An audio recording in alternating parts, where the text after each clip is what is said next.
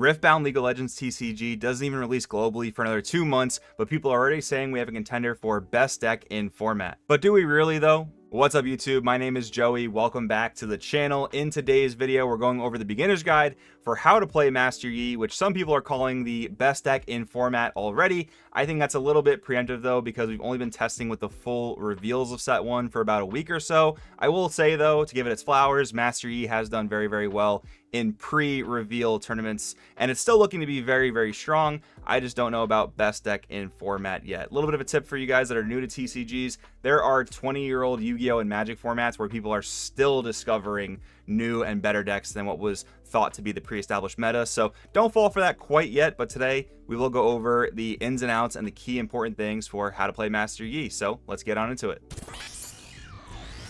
Of course, starting off with the basics, we have the Master Yi legend, who says while a friendly unit defends alone, it gets +2 might.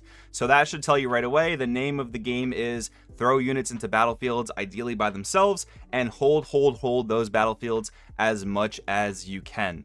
I personally classify Master Yi as a mid-range deck because it can do a little bit of everything. It can be aggressive, it can score very fast, it can remove units from your opponent's base and from battlefields. It also has combat tricks that buff your might mid-combat. It also has access to gear removal, and it has one of the most coveted things in this game that only really green has access to for the most part, which is spell negation. So since it can do a little bit of everything, that's why I classify it as a mid-range deck. However, I do think that Master Yi starts to fall off and not really scale as well against those super heavy control decks if the game gets elongated too much, because normally your deck revolves around a bunch of weenies that are really good in the early game, not as great later on in the game. For our key units, let's start with Master Yi Honed. This card really just exemplifies what's so great about the chosen champion area. Most Master Yi decks just play one single copy of this card because you always have access to it every single game, and you really just need the one copy to help finish off games because he enters play ready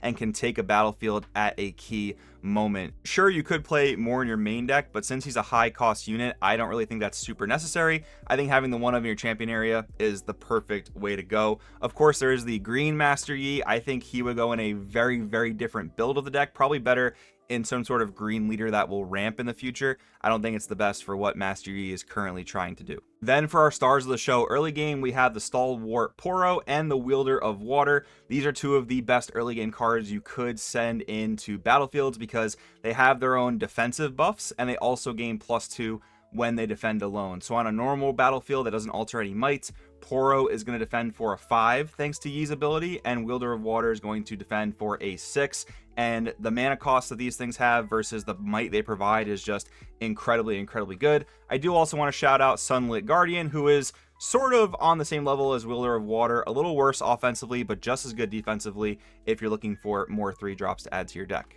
Then for our higher drops, there are a lot of cards you can consider in these slots, and I think that builds of Yi are going to evolve over time, but some of the ones that I'm considering key units for Yi are Qiyana, Sona, Blitzcrank. Let's talk about each one very quickly. Qiyana is an absolute powerhouse of value packed into a card. When she conquers, you can draw a card off of her, or you can channel a rune Exhausted. And the great thing about Yi is she defends for a 6. So even though she's a little bit fair on the stats when she attacks as a 4/4, she's going to be a lot better defensively as a 6. And the same thing is going to apply for Sona, whereas with Sona, when you take a battlefield, you untap 4 runes at the end of your turn, which is so great for a deck like Yi, who wants to hold up runes defensively to activate that spell negation or use those combat tricks mid-fight. Blitzcrank honestly is just shaping up to be one of the best cards in green, although it's a little bit counterintuitive with Yi's leader ability where you want units to defend alone.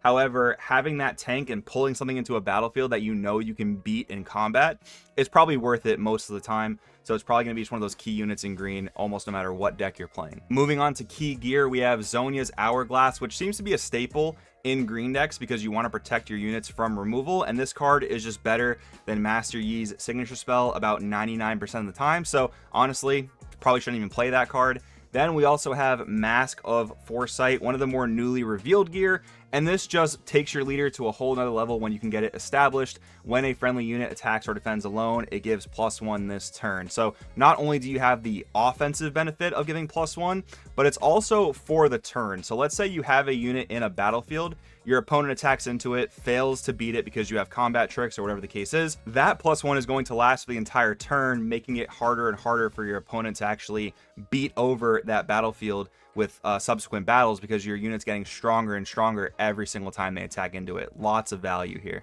And then for key spells, there are a whole bunch. We have On Guard and Discipline serving as our primary combat tricks, keeping our units alive in those battlefields. We have Spell Negation with Wind Wall and Defy. You'll primarily want to use these to prevent your opponent from actually removing the units in your battlefield as much as you can help it, as well as the Rogue Grand Stratagem strategy that you play against every once in a while. I personally think Mystic Reversal is just way too expensive on power and energy costs to really justify using it in most cases. Like, yes, it's cheeky to take your opponent's spell and use it as your own, and can be very good in some circumstances, but I think for the cost value, you want to just be using Wind Wall to not have to leave as many runes open, so you can make more proactive plays. And honestly, negating the Grand Stratagem is probably just as good as stealing it and using it for yourself 9 times out of 10.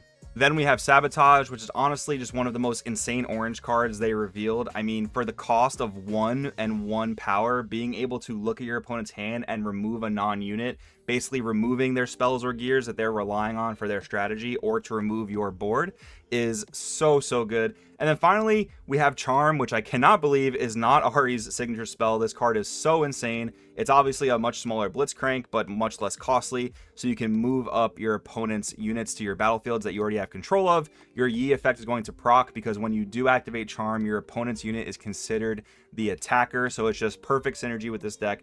Basically, in most situations, it's a 1-cost removal spell. Now for key battlefields, as we mentioned earlier, the name of the game with Yi is holding. So if the battlefield says hold, you should probably consider playing it. But you also want to consider Arena's Greatest, because you are a deck that can be a little bit aggressive and you don't want to get outscaled by those late game decks like Misfortune or Volibear. To truly understand how to play Yi, you really want to just have 1 unit at a time in battlefields for the most part.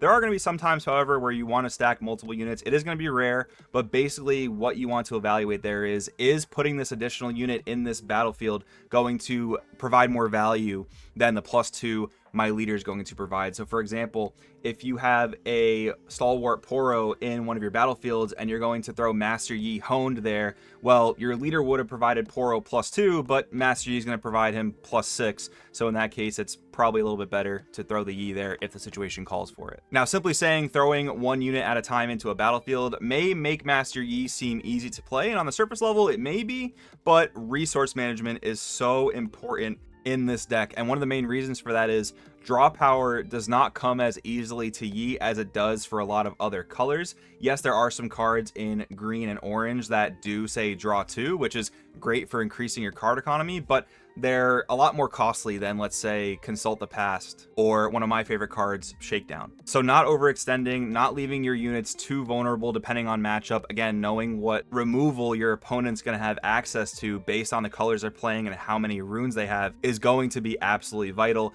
And in the same vein, not overextending and not using too many runes offensively so that you have the energy to use combat tricks and negation defensively is going to help keep your board alive and help you win the game ultimately. Next, let's talk about the mulligan. You of course want to look for Poro or Wielder of Water in your opening hand, depending on if you're going first or second. Then you want to look for Spell Negation or Battle Tricks, depending on matchup. So you'd want to have the Spell Negation against maybe like Victor or Kaisa that rely on a lot of spells to deal with your board and buff their own board, or you may want to focus on Battle Trick types of cards against battle focus decks like maybe Ahri or Set, so you can win those battlefield exchanges.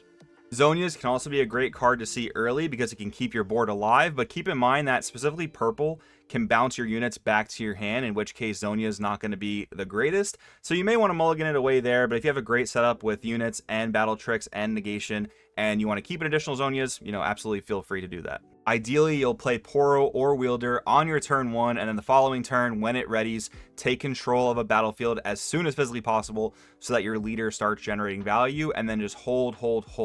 You want to put your opponent in locks so they can't break your board. Wielder of Water at a location, maybe Zonia's hidden at that location, and then energy up for battle tricks and or negation, depending on the matchup and what the situation calls for. And then of course you have your Master Yi honed coming out of your champion area, as well as some other accelerate options that you have at your disposal because you're in the color orange. That will help you win the game and score that final point. But most of your game is going to look very, very similar. Having one unit in each battlefield, ideally, having maybe some units in your base ready to go if those units in the battlefields are answered, and then having maybe 3 or more energy open defensively, again, depending on matchup and what you need to use defensively. Taking a look at our sample deck list here, we do have the one of Master Yi honed for the chosen champion area. 4 cards that we want to start the game with. We of course have our Stalwart Poro and our Wielder of Water. Also pay close attention to Pit Rookie. Really strong card in this deck. A simple 2-drop that buffs your units in your battlefields so that they're defending for even higher base might. And then we do have the lineup of Effect Negation with 3 Defy and 3 Wind Wall, as well as 3 Zonias. This particular list doesn't have Mask of Foresight, but I definitely think it's something you can fit in there by maybe trimming 1 Zonias and trimming 1 card somewhere else to fit it and try it out. I think playing 3 is a little risky because then you're running the risk of drawing way too many, not drawing enough units. That is actually one problem that I face with Master Yi sometimes, is not drawing into enough units, especially if your opponent's able to answer the units you've played. And then we do have, for our higher cost lineup, we have 3 Kiana, which is just one of my favorite cards in the entire game. We have 3 Snapvine, and we have 3 Warwick. Warwick being another kind of like accelerate or enter ready option to score final points, attack instantly, but it also pairs extremely nicely with Flurry of Blades. That 2-card combo basically answers any battlefield your opponent's holding for mostly the entire game, which is pretty cool. And for our 3 battlefields, Arena's Greatest, like I mentioned, great for being a little bit more aggressive against those slower decks. You do have Fortified Position, which is one of the best battlefields in Yi, hands down. And then this build opts for the Dreaming Tree, which is not a bad option, but I would probably go with God's Willow Grove, since it's just easier to get those draws if you can hold that battlefield, which Yi is very, very good at doing.